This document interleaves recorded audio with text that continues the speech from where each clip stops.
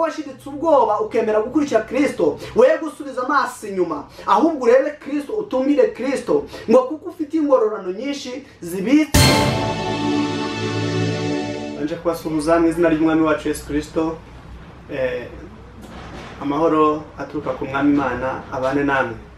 Uyu munsi none nongeye kugaruka nishimiye kugira ngo twongere guterana nkuko dusanzwe tuganira ku ijambo ry'Imana, twongere kuvugurana uyu munsi, twongere kuvugirana ibyanditswe, ndetse twongere kumva umunezero n'amahoro biva mu ijambo ry'Imana. Imana idufashe kandi itugire neza kugira ngo iki cyigisho kize kugira undi mumaro, kimarira abamenye Imana n'abatarayimenya, nabo kibumbuture imitima, bongere bamenye Imana, bongere bamenye umuremyi wabo ariyo Mana isumba byose yaremye ijuru n'isi.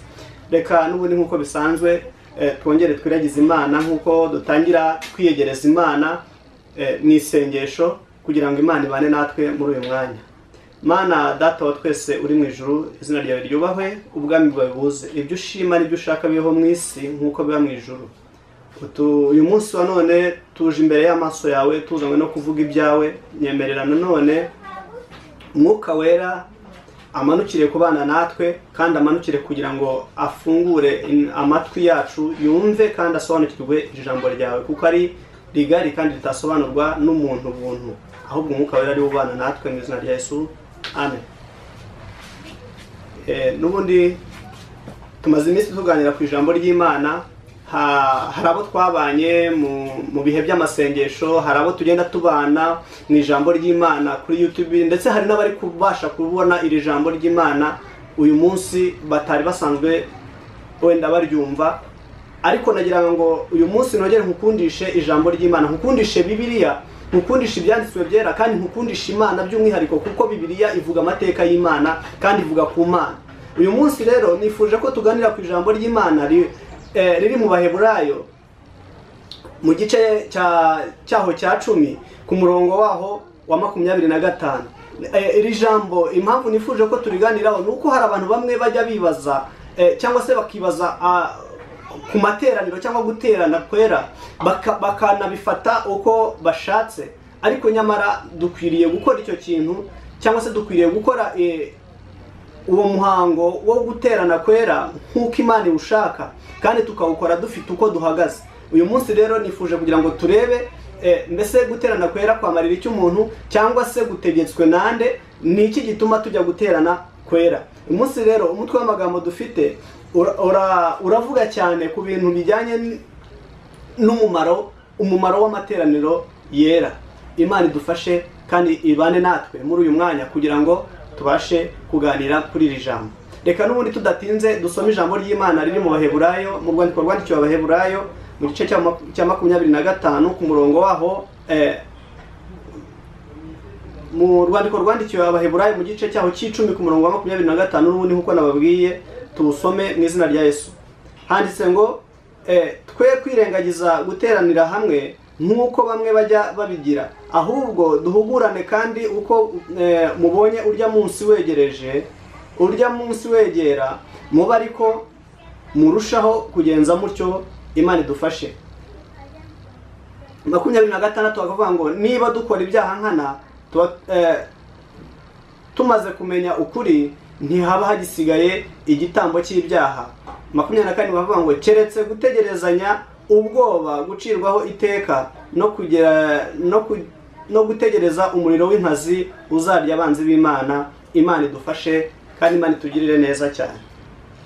Uyu munsi nari mvuze ko tugiye kuganira ku bijyanye n'iteraniro ryera, cyangwa se no guterana kwera, kandi nifuje kugira ngo wowe ubazabana nanjye cyangwa uzakurikira iyi nyigisho izakongeremo imbaraga zo kongera gukunda amateraniro yera, kuko harimo byinshi bifite umumaro ubugingo bwawe n'ubuzima bwawe, bibasha gutuma wongera gukunda Imana mu materaniro yera. Hari byinshi waboneramo, ariko hari n'ibibi bibamo, kuko hari abajya mu materaniro yera bakagushwa n'abandi, ariko n'ugenda ufite intego y'ikikujyanye, kuko guterana kwera aricyo bimaze, bizakwigisha. Reka n'ubundi dusobanurire aya magambo turebere hamwe ngo twe kwirengagiza guteranira hamwe, ahubwo duhugurane, kandi uko tubona urya munsi wegera tube ariko turushaho kugenza dutyo.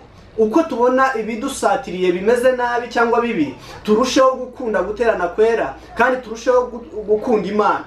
Impamvu nshatse ko tuganira kuri iki cyigisho ni uko muri iyi minsi turimo ibihe bikomeye, turi mu bihe bigoye, aho twahuye n'ibyorezo, twahuye n'intambara, twahuye n'ibibazo byinshi byatandukanyije abantu ndetse no kwizera kukagabanyuka ku bantu.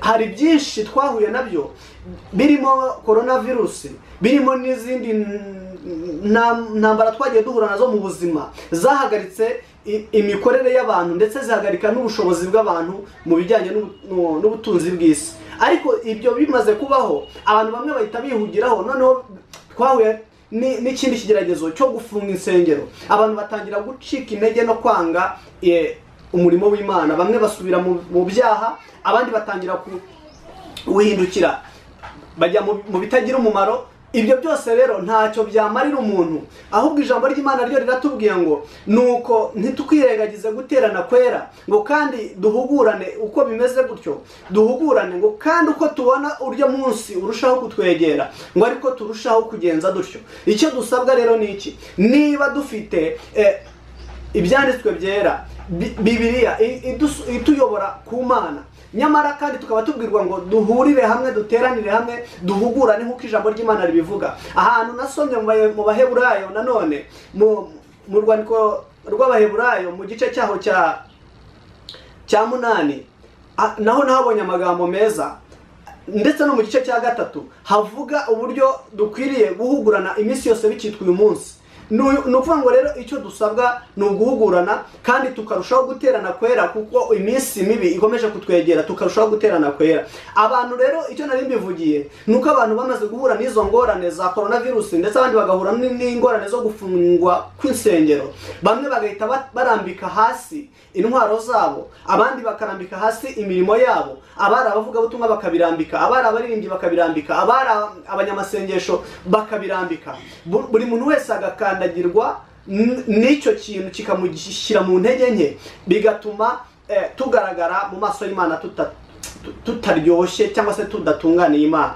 Nyamara ku murongo wa 26 havuze ngo niba dukora ibyaha nkana twaramaze kumenya ukuri, ntihaba hagisigaye ibitambo by'ibyaha, keretse gutegerezanya umuriro, gutegereza gucirwaho iteka no gutegereza umuriro w'inkazi uzarya abanzi b'Imana.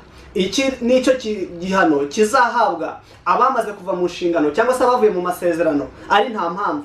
Niba twaramenye ukuri, tukaba twarasobanukiwe Imana, tukaba tuzi neza Imana turi gukorera, ntidukwiye kureka guterana kwera, ntidunakwiye kureka kuvuga Imana umunsi ku munsi, ngo kuko iyo tumaze kurenga kuri ibyo tugasubira mu byaha, tugasubira mu byangwa n'amaso y'Imana, nta kindi kiba kigisigaye, nta n'ibitambo by'ibyaha biba bigisigaye, ahubwo ngo igisigaye ni ugucirwaho iteka no gutegereza umuriro uzatwika cyangwa se uzarya abanzi b'Imana. Imana rero idufashe kandi tugire neza kugira ngo duhugurane uyu munsi, twongere dukunde guterana kwera kugira ngo bitugirire umumaro, kuko haracyari igihe gito.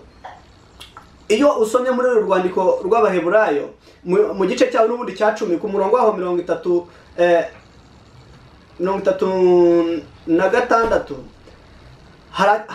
na 7 ho haravuga ngo haracyasigaye igihe kigufi cyane kandi uzaza ntazatinda, ngo ariko umukiranutsi azabeshwaho no kwizera, nyamara nasubira inyuma umutima wanjye ntuzamwishimira. Ngo ariko twebweho ntidufite gusubira inyuma ngo turimbuke, ahubwo dufite kwizera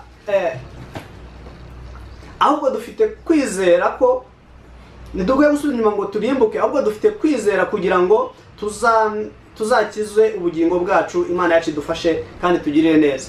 Aha ngaha muri uru rwandiko n'uri rw'Abaheburayo mu gice cyaho cya 10 ku murongo wa 37 niho havuze aya magambo, ngo haracyasigaye igihe kigufi cyane kandi uzaza ntazatinda, ngo ariko umukiranutsi wanjye azabeshwaho no kwizera, nyamara nasubira inyuma umutima w'Imana ntuzamwishimira. Umutima w'Imana ntuzishimira umuntu wasubira inyuma. 39 akavuga ngo ariko twebweho ntidufite gusubira inyuma ngo turimbuke, ahubwo dufite kwizera kugira ngo tuzakize ubugingo bwacu. Imana yacu idufashe. Muri uyu mwanya nongeraga kugukundisha guterana kwera, kuko bigira umumaro kugira ngo niba turi mu iteraniro twige kandi twuzuze imbaraga zidatuma twongera gusubira gukora ibyaha nkana.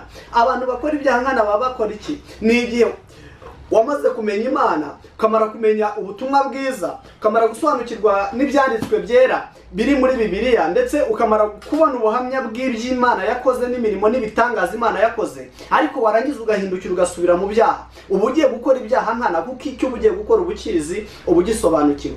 Nigeze njya mu gihe nkiri muto, nigeze njya mu iteraniro cyangwa se mu kiliziya, hari uburyo bigishamo icyaha. Baravuga ngo umuntu akora icyaha ate, bakakwigisha kugira ngo umuntu akora icyaha igihe cyangwa se yabishatse cyangwa yabigambiriye, igihe abishatse cyangwa akabigambirira, nicyo gihe akorera icyaha. Ni ukuvuga ngo igihe wamaze kumenya ukuri, ukamara kumenya ikibi n'icyiza, iyo uhisemo gukora icyiza ubigambiriye, uba ukoze icyaha nkana. Niyo mpamvu hano iri jambo ry'Imana ryavuze ngo niba dukora ibyaha nkana twaramaze kumenya ukuri, niba twaramaze kumenya ukuri, twaramaze gusobanukirwa Imana, tukaba dukora ibyaha nkana, nta kabuza Imana izaduhanira imirimo mibi twakoze. Tumaze iminsi tuganira ku ijambo ry'Imana, twahereye mu itangiriro tugenda tuganira ku cyateye Imana kurimbuza isi umwuzure. Twabonye neza ko kwari ukwigomeka kw'abantu bo mu isi yo muri icyo gihe, ndetse no kutumvira ngo Imana yabareba ikajya ibona ko babaye babi. Tukomeza tuganira ku bindi byigisho, tuganira ku cyatuma umuntu akizwa akakira Yesu nk'umwami n'umukiza, tuganira ku bintu byinshi bitandukanye, ndetse twabonye n'imiterere y'Imana mu butatu. Ibi byose twabiciyemo tubyiga, ariko nta kindi gituma tubyiga, ni ukugira ngo uyu munsi nitumara gukomezwa n'ijambo ry'Imana twize, tubashe guhagarara tutagikora ibyaha nkana, ahubwo nitubona ibyaha bidusatiriye dusaba Imana iduha imbaraga zo kubinesha, kugira ngo tubashe guhagarara muri uwo mwanya tudatsinzwe. Imana idufashe kandi Imana itugirire neza cyane. Niyo mpamvu rero tukiri muri iri jambo nari ndi kuvuga ku bantu bamaze guhura n'ibibazo, bamaze kubona insengero zifunze, bagahita babona ibintu birakomeye, nyamara ntibahumuke ku maso ngo barebe, hagahita hazaho icyorezo cya coronavirus. Kimaze kuza noneho kiza gisatiriye bya bindi twari tumaze kubona byo gufungwa kw'insengero.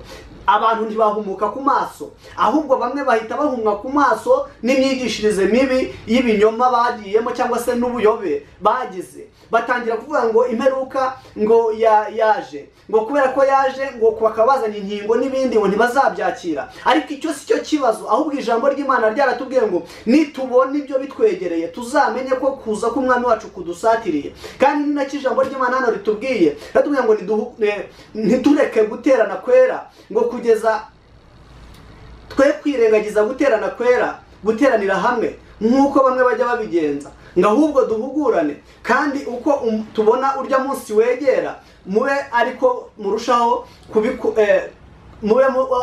kubigenza mutyo. Ni iki rero bidusaba? Byadusabaga cyangwa se byabasabaga bariya bantu kugira ngo mu gihe babonye ibyo byago, babonye icyo cyorezo cya coronavirus, babonye gufungwa kw'insengero, babonye ibibazo bindi biri kuboneka bigaragaza neza kuza kwa Kristo, bagombaga guhumuka ku maso, ahubwo bagakunda guterana kwera. Ntabwo guterana kwera ari ukujya mu nsengero gusa. Birashoboka ko mu muryango wawe waterana n'abo ufite mu muryango, mugaterana, mugakora amateraniro yera yo guhimbaza Imana, mukagwiza imbaraga z'umutima. Njya nkunda Imana kuko igikundisha abantu ibyayo iciye mu mayerekwa, ndetse abandi ikabakundisha iciye mu ijambo ryayo. Uyu munsi rero aba bantu ndagira ngo mbabwize ukuri, mwe kugera mu myumvire itariyo. Ntabwo kuba washyirwaho ikimenyetso nk'uko ubitekereza aricyo kizagukuramo Imana iri muri wowe, ahubwo niba kigushyiraho kidafite umumaro ntacyo, kuko ijambo ryarambwiye ngo umuvumo w'ubusa ntugira umuvumo w'ubusa ntagufata. Niba kuvuma udafite umugayo mu maso y'Imana, umuvumo wakuvumye ntacyo uzagutwara.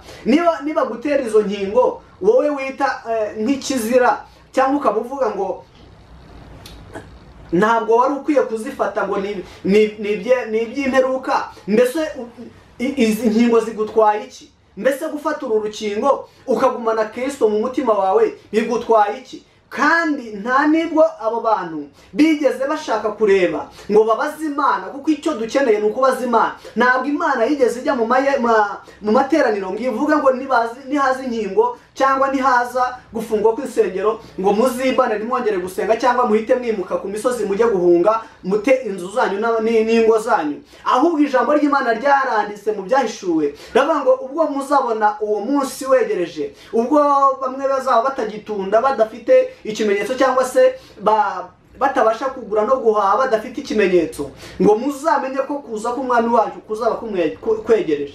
Ni ibimenyetso bitwereka ko igihe tugezemo ari icy'ubuhanuzi kiri gusohora, ariko ntabwo bisobanuye ko tudakwiye kuba muri icyo gihe, ahubwo tuzakibamo kugeza ubwo Kristo azaza agasanga uhagaze neza, akagutwara ukijijwe kandi warakoreye icyo ugiye guhemberwa cyangwa se warakoreye ikamba ryawe. Rero nagira ngo mbamare impungenge, kandi abo bantu bari kugenda bica ubutumwa bwiza, bagoreka ijambo ry'Imana, bagahitamo ijambo ry'ibinyoma bize, cyangwa uko bumvishe imyumvire yabo ikabumvisha ko ijambo ry'Imana risobanura ibyo batekereje. Ntabwo ariko bimeze, ahubwo soma ibyanditswe neza kandi usabe Mwuka Wera akuyobore kugira ngo usobanukirwe n'ibyanditswe byera. Niyo mpamvu hano mu Baheburayo hatubwiye ngo twe kwirengagiza guterana kwera, ngo kandi duhugurane, ngo hanyuma niba tubona ko iyo minsi itwegereye turusheho kugenza gutyo, turusheho guterana kwera. Imana idufashe kandi tugire neza cyane. Uyu munsi ngarutse kugira ngo abandi bagifite imyumvire bongere bahugukire kujijuka, bongere bagarukire Imana, basesengure neza, baryoherwe n'ibyanditswe byera, kugira ngo Umwuka Wera nabasura barusheho kugira imbaraga z'umutima, baterane ahubwo kurushaho uko ibibazo biza, uko intambara ziza, uko amahanga arwana intambara z'urudaca, ibintu bikadukomerera kandi tutari kurwana. Izo ni ingaruka n'ubundi z'intambara, kandi intambara twarazibwiwe turanazibwirwa ku munsi ku munsi.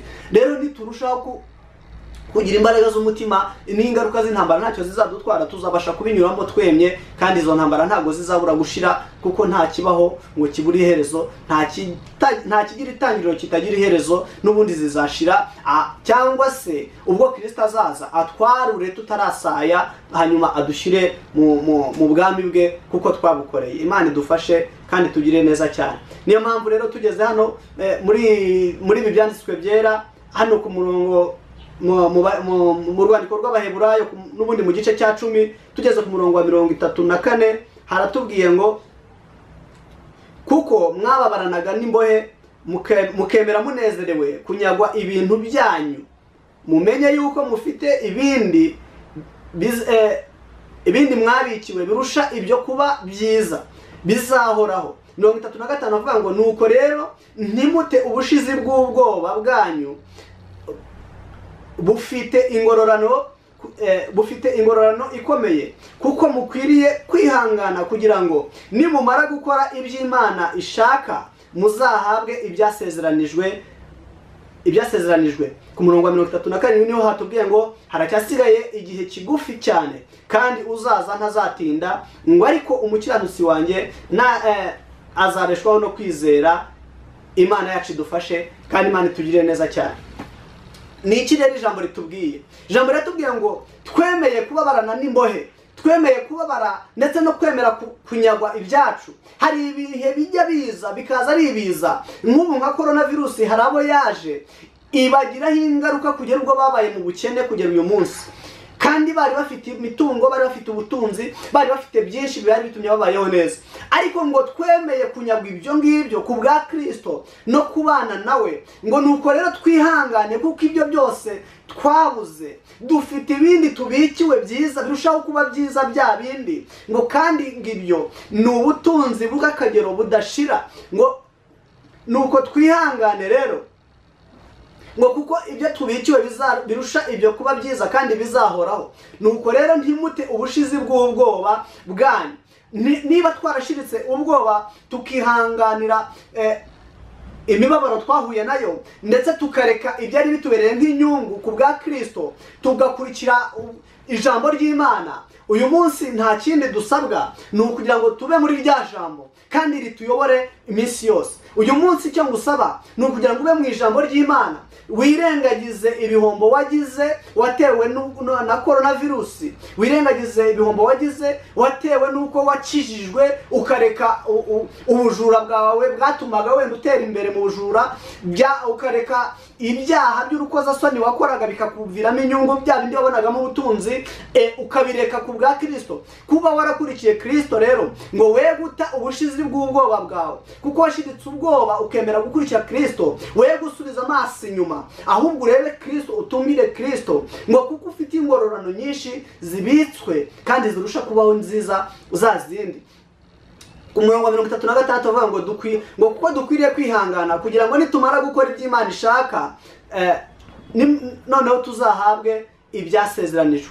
uyu munsi niwihangana ugahagarara neza, ugakomeza umurimo wawe w'ivugabutumwa, ugakomeza umurimo wawe ukora, ugakomeza umurimo wawe w'ubukristo, ugakomeza umurimo wawe wo gukizwa no gushaka Imana, ngo nta gihombo uzagira. Ubwo numara gukora ibyo ngibyo iby'Imana ishaka, ngo uzahabwa ibyasezeranijwe. Niki rero twasezeranijwe? Ni ubugingo buhoraho kandi no kuzaruhuka iteka ryose tutakibabara. uyu munsi ndakurarikira kongera gukunda Imana, wongera ukunde guterana kwera, wongera ukunda Imana muri wowe, wubakwe ku rutare no kwibuye rizima ari we Kristo, kugira ngo ubashe gukora ibyo Imana ishaka, hanyuma uzabashe guhabwa ibyasezeranijwe. Hanyuma ijambo ryatubwiye ngo haracyasigaye agahe gato cyane, ngo kandi uzaza ntazatinda. Birashoboka ko kubw'ibyo tubona bidusatiriye bisa nk'ibihe by'imperuka, birashoboka ko igihe koko cyo kuza k'umwami wacu cyegereje, kandi birashoboka ko kidusatiriye, ngo ariko icyo dukwiriye gukora ni ukwihangana kugira ngo ubwo umwami wacu azaza, ngo hasigaye igihe gito cyane kugira ngo uzaza ntazatinda, ngo hasigaye igihe gito uzaza ntatinde. Rero wirambirwa, guma ku murimo w'Imana, kora ibikwiriye, ukora ibishimwa n'Imana, ukora ibyo Imana ishaka, kugira ngo nawe ubwo izaje gutwara itorero izasanga uhagaze neza, warurwe udashiririye, warurwe udasayishije. Imana ikujyane ijye kuguhemera imirimo wakoze no kwihangana, ngo kuko bifite ingororano nyinshi ikomeye izahoraho. Imana idufashe kandi Imana itugire neza cyane. Muri iki gice n'ubundi cy'Abaheburayo mu gice cya 10 ku murongo wa 25 twahasomye n'ubundi amagambo avuga ngo twe kwirengagiza guteranira hamwe nk'uko bamwe bajya babigira, ngo ahubwo duhugurane iminsi yose bikitwa uyu munsi. Tugiye gusoza, nagiraga ngo n'ubundi dusoreze hano mu Baroma, mu rwandiko rw'Abaroma mu gice cyaho cy'8 dusoreze ku murongo wa 12 kugera ku murongo wa 15, maze twumve noneho n'iki dukeneye gukora, hanyuma maze dusenga Imana. Mwene data, icyo nkwifuzaho ni ukugarukira Imana, ukongera gukunda Imana, ukongera gukunda guterana kwera, kuko bituma ugira imbaraga zo guca mu bibazo no guca mu makuba, yaba ayo ngaya ya coronavirus, yaba izi ntambara ziri kubaho hirya no hino, yaba igihe twabayemo cyo gufunga insengero. Ntibizongere, nuhura n'ikindi kibazo ntuzongere guheranwa nabyo, ahubwo uzongere wegera Imana, umenye ngo uko urushaho kubona ibyo biza, ahubwo urushaho kwegera Imana no guterana kwera, no kurushaho guterana kwera. Reka dusome n'ubundi dusoza. Nuko reka dusome mu rwandiko rw'Abaheburayo, rwandiko rw'Abaroma mu gice cyaho cy'8 dusome n'umurongo wa 12. Nuko rero bene data, turi mu mwenda, ariko si uwa kamere y'imibiri yacu, si uwa kamere y'imibiri yacu ngo dukurikize ibyayo, kuko niba mukurikiza ibya kamere y'umubiri muzapfa, ariko nimwicisha umwuka ingeso za kamere muzarama. 14 avuga ngo abayoborwa n'umwuka w'Imana bose ni abana b'Imana. 15 avuga ngo kuko mutahawe umwuka w'ububata ubasubiza mu bwoba, ahubwo mwahawe umwuka ubahindura abana b'Imana, mudutakisha uti abadata. Imana idufashe kandi Imana itugirire neza cyane. Dusoza tubonye amagambo akomeye aravuga ngo nuko rero bene data, turi mu mwenda ariko si uwa kamere ngo dukurikize ibya kamere, ngo ahubwo twicishe ingeso za kamere umwuka wera w'Imana, ngo kugira ngo nubwo bimeze bityo rero ngo nitumara kwicisha ingeso za kamere umwuka wera nibwo tuba tubaye abana b'Imana, ngo kuko abayoborwa n'umwuka w'Imana bose ni abana b'Imana. Imana idufashe kandi tugire neza. Ngo nuko kuko tutahawe uwo mwuka rero w'ubwo kugira ngo tugire ubwoba cyangwa udusubize mu bwoba, uwo mwuka w'Imana twahawe ntabwo twawuhawe kugira ngo dusubize mu bwoba, ngo ahubwo twawuhawe kugira ngo twegere Imana kandi turusheho gukunda Imana. Ngo kuko mutahawe umwuka ubasubiza w'ububata ubasubiza mu bwoba, ngo ahubwo mwahawe umwuka ubahindura abana b'Imana, udutakisha uti aba data, cyangwa se abadata aba nabawe data, cyangwa se niko na Yesu yadutakiraga iminiho itavugwa avuga ngo abadata, bivuga ngo aba nabo nabawe Mana cyangwa se data. Rero Imana idufashe kandi Imana itugire neza. Reka dusenga Imana kugira ngo ijambo twize cyangwa se ibyanditswe byera dusomye bitugirire umumaro uko bukeye n'uko bwije. Reka twongere dusaba Imana kugira ngo yandike iri jambo, ibi byanditswe ku nkingi z'imitima yacu, kugira ngo tubane nabyo tutazibagirwa ngo dusubire inyuma, tutazanamuka ngo dusubire inyuma, kuko uzaza ntazatinda kandi igihe gisigaye ni gito. Birashoboka ko uyu munsi uko urushaho kubona iminsi kwegereye ukwiriye kongera kurushaho kwiyungura mu guterana kwera. Imana idufashe kandi tugire neza cyane. Amahoro y'Imana abane namwe. Reka dusenge Imana dusoza. Mbese waba wongeye kuzura n'Imana uyu munsi? Waba wongeye kwisubiramo ugasanga wari warajyanywe n'ibyo bihe byabaye bibi? Waba wifuza kongera gusaba Imana ngo iguhe imbaraga? Sengana nanjye kugira ngo uyu mwanya Imana ikongerere imbaraga zo kongera guhagarara neza mu materaniro, wongere ukunde guterana kwera, wongere ugire urukundo nk'urwa mbere, wongere ugire urukundo nk'urwo wagize ukimara gukizwa, kuko wari waratakaye, wari warasubiye inyuma, wari warasubiye mu byaha. Kandi ijambo ryatubwiye ngo none niba dukora ibyaha nkana